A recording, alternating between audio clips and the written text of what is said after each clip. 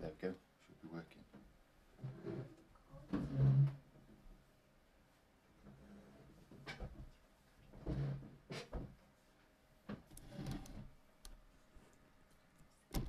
Got the girls down here and the dog having a snuggle.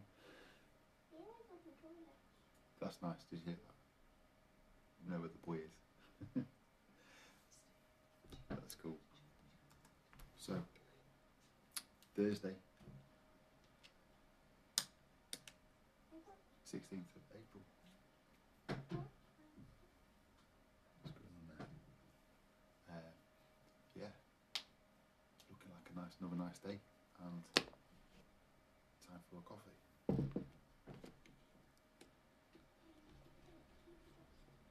We've actually just been, I've been talking about hormones this morning. Hannah was very graciously listening, not long after she came out of bed. Got out of bed, and yeah, something that interests me because I studied them quite a bit. I was doing a biochemistry degree, but that's a long time ago, and then become interested in hormones. Much more again to do with health and fitness and well-being, and yeah, what that looks like. And hormones are interesting, very interesting. We've all got them, and they're often referred to in terms of. Do you want to pour some coffee? Please, it's just even at a rough night. Yeah, I'm going to bring it over.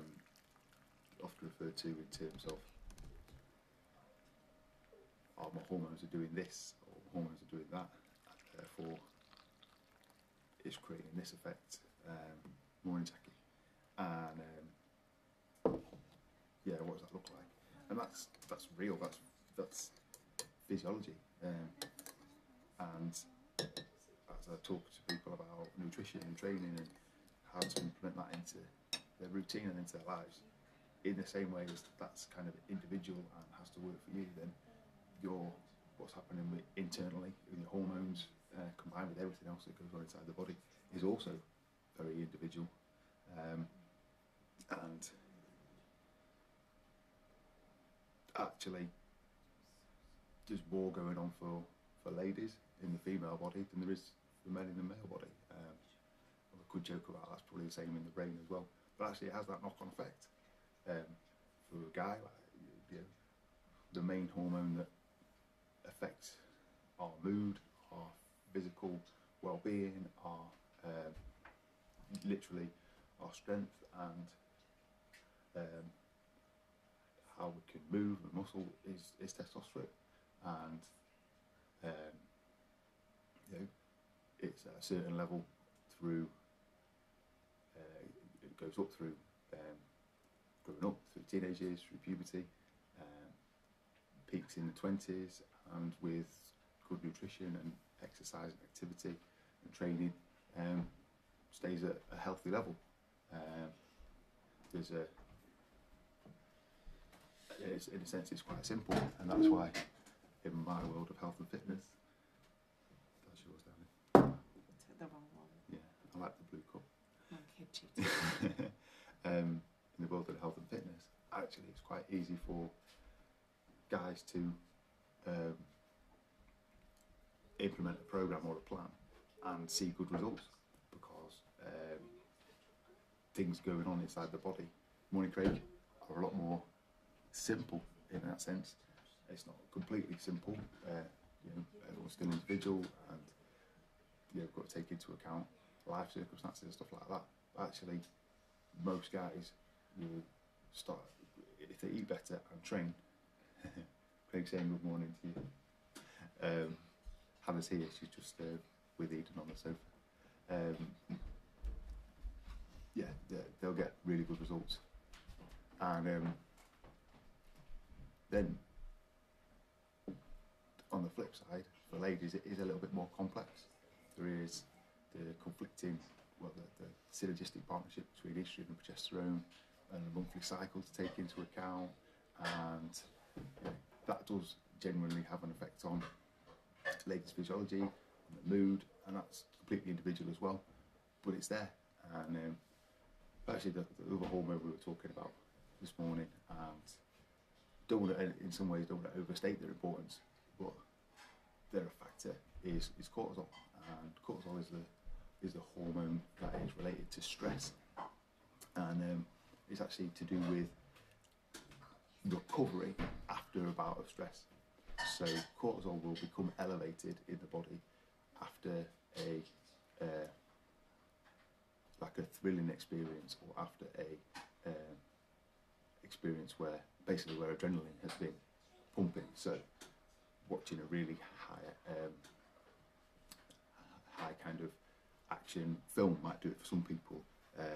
Training is another one where adrenaline might get raised and you feel kind of pumped up and feel really good. And then this other hormone, cortisol, comes in to down-regulate adrenaline to make sure you're not in that higher state all the time.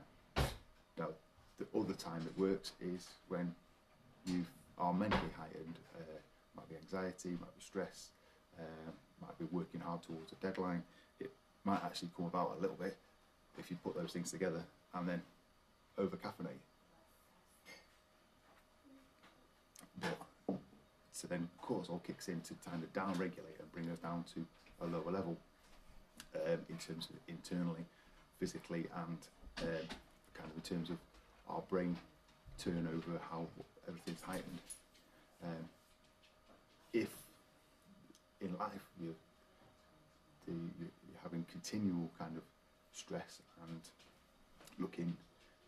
if you look at how things go for you and things are stressful all the time, then cortisol is a big factor in terms of it's constantly working, and in a sense they are fighting each other in terms of your excited response to adrenaline and everything kicking in to deal with the situation versus the cortisol that's kicking in to down-regulate that. You see it right there. Seems like a strange position. I'm helping it is, but I'm helping hard. That's cool. So I'm good there. And cortisol needs to kick in, and in a sense you are creating that up and down wave in yourself that body is constantly dealing with and your brain's constantly dealing with, and it's really hard to switch off in those cases. It's really hard to sleep might be affected, appetite, all sorts of things, and it's just something to kind of, I think, take into account, particularly in these times we're living in. I can imagine that key workers, people working in hospitals, even talking to the bin men, they're aware that they've got to go and touch everyone's bin, literally everybody's bin, and empty it. And obviously they're wearing gloves, and see them at the moment now, they're travelling in separate vehicles and all sorts of things. They're doing their best they can, but that's going to be potentially stressful. And these things need to be kind of taken into account. And it's not the end of the story in the sense of there's things we can put in place to de-stress. And obviously I've got friends, colleagues who are into fitness, and that's their way of de-stressing. The other people might read a book, might try and get the relaxation in at the end of the day, or whenever they can, and that's going to be personal to you. But I've been encouraging my guys with my daily focus in the 28-day challenge to find that thing that helps you relax, bring yourself down, and as I say, for some people it might be exercise, it might be reading, it might be baking, it might be having hot chocolate. It's going off in here. At 7:10 in the morning. It's about awareness, I think, self-awareness, and then managing and having strategies to, in a sense, help yourself. A lot of the external stuff that comes at us, we can't control. And even the things that you kind of think you're in control of, maybe having the kids at home is a point of stress at the moment. Maybe your work situation is a point of stress at the moment. we can't control those things. Our kids are at home with us. What's happening with your employment, with your work, with your job and vocation, you can't really control that. Going to the supermarket at the moment is taking twice to, if not more time than normal. You've got to plan that in better. It's stressful when you're in the supermarket. You've got to queue up. All those sorts of things. We can't control the external stress, but we can control the reaction. And that, by the reaction, I mean how we're thinking towards it, our attitude towards it, and then that starts to positively impact actually what's happening physiologically. And that's not an easy thing to do. We'll have situations where, in a sense, we have what would be a bad reaction, and so all these hormone things kick in, and it's that's going to happen. But if we're aware and have some kind of strategies in place, either in terms of how we react in general from our general character, or we know we are prone to these reactions, therefore we do things to try and mitigate the super heightened response, then we're going to essentially kind of live a more kind of level mentally, physically life, and that's going to really help in the medium to long term as well. I was laugh at, and it still makes me really laugh, is all the therapy circles and things in Bad Boys 2, and obviously they carried it into the new film as well, the whole woosah and I am not angry, I am angry, I am not angry, I am angry, I'm angry because of your voice, all those sorts of things makes me really laugh. But there's actually some good stuff in that, and I think things that are kind of put in that realm, in that field of how to deal with stuff, can seem a little bit mystical and a little bit hippy dippy in a sense. I just wanted to add something. Go on, add it in. I'm not very good at sitting on the sofa and not joining you. I was just going to say, you were saying about like if you know that you're kind of more prone to those kinds of feelings, or some people get through those externally stressful situations because the kind of character they have, which is true, but actually sometimes you can be a really not particularly anxious person, a fairly generally level person, and external circumstances can, for no apparent reason, have a really, really big impact on you, and can cause quite high levels of anxiety to anybody. And knowing that doesn't make you weak, and doesn't mean that you have done something wrong, but just that you're human, I think is really important, because actually it really can impact anxiety, can impact anybody at any time, and seemingly for any reason, and hormones obviously play a part in that, like you were saying before, and there's things that we can do to support our hormone balance in order to help in those situations. But I think, like you were saying about having kind of things in advance that you know that you can do. I was just going to come on to a couple of things. Mate. I was just going to say... liquid juice. Yes, a little bit. But well, so I was just saying about some of the things that seem quite mystifying in a sense, the actual strategies. Like meditation, for instance, isn't necessarily sitting cross-legged, the humming. It's meditation is actually focusing on something that is important to you. A positive kind of focus and thought process, and flip side of that is mindfulness. You know a little bit more about mindfulness. It's very hard to empty your mind. Yeah, and you don't empty your mind. That's not, certainly not at first, but because you're thinking thoughts all the time. So as kind of a thought comes in, you recognise that thought is there, and then you release it again. You let it go. So it's not about not having any thoughts, because I'm terrible at mindfulness. you know, in that none sense, of us are a bubble. I need to be focused on something. I'm morning back. I need to be focused on something, and even just sat downstairs this morning, I had to go and get like a different book to write in because I've had another thought and I need to organise this and that. It's like in the right book. Yeah, exactly. And so I have to kind of, in a sense, line up the thoughts, get all my ducks in a row, then I can stop thinking about all that stuff. Exactly.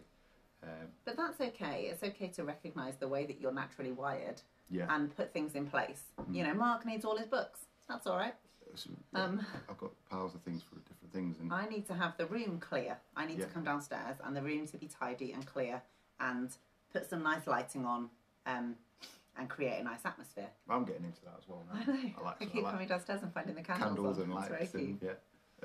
It's good. It's nice, and it's got to look like whatever that looks like for you. Morning, Dave.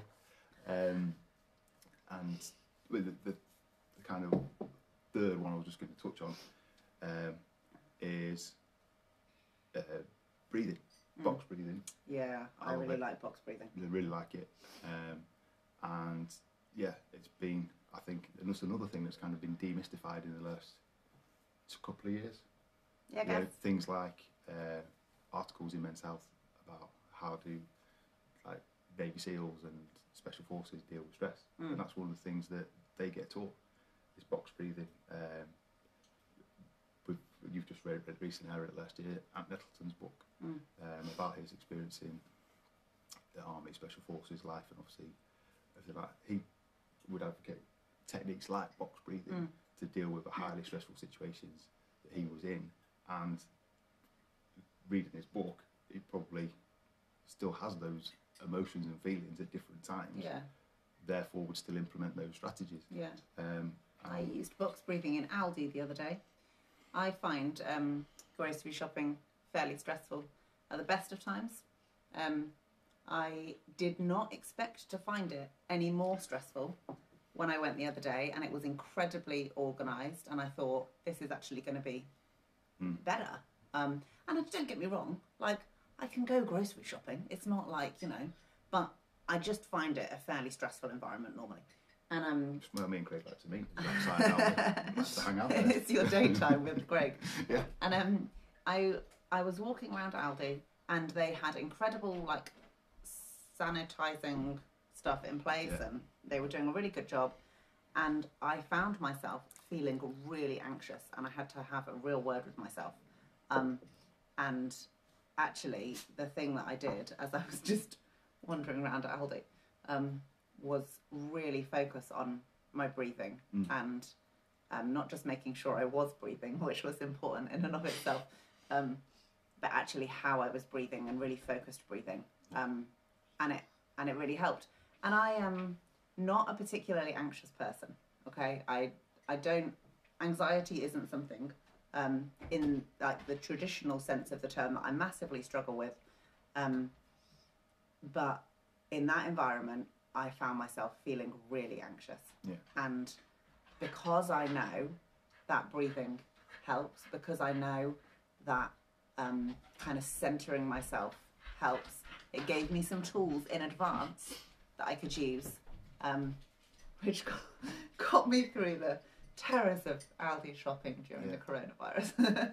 And hey Sam, how you doing? It's in a sense finding what works for you, same as most of the things. Yeah. You know, it's finding what works for you. I'm gonna just help the boy. Yeah. And read some reputable stuff. Google a little bit.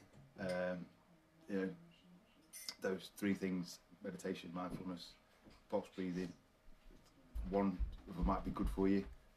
none of them might be good for you, and it's going to come down to different things that help you, in a sense, just manage your heightened emotions. Does that make sense? Does that make sense? We did some box breathing last night, didn't we? You said my 4 seconds hold was rubbish. Yeah, because you didn't do. You only did breathe in for 4, Yeah. hold for 4, breathe out for 4. Then you did breathe in. You forgot the hold for 4 in between Alright, so- breathing in That's and triangular breathing. So it not was a box triangle breathing. breathing. Exactly. All right. Steady now. I'm getting schooled by my lovely 11-year-old here. So yeah, it's finding things that work for you, and those things might work, and hopefully that might be helpful. Yeah, and other things might well be the right things to try out and practice and see what works for you. So yeah, have a Google. We're always open to other ideas. Yeah, definitely. So any comments or suggestions would be really well received. And on that note, as much as we're asking for your help, we're always here saying, how can we help you today? So if anything's been useful there, that's great. And have a really good Thursday. I said Wednesday. We're on to Thursday, yeah. Thursday already. I thought it So it was Wednesday. No, it's Bank definitely holiday. Thursday. Just to say, it's definitely the summer, because our next door neighbours, middle boy, came out Monday, Tuesday, and Wednesday this week, and he said it's the summer. So After that is Easter, it's the summer. that's amazing. Yeah, So that's right. And you're right, Dave. That told me. So I'm going to get my 4 seconds right. Partly, I feel like it was because I was talking through the stages, and it's quite hard to not breathe. it's quite You hard have to to, multitask. you have to breathe to talk. So that's why I think there was maybe that discrepancy. But I think that's cool. So yeah, have a really good day, guys, and we'll see you for this tomorrow morning. See ya.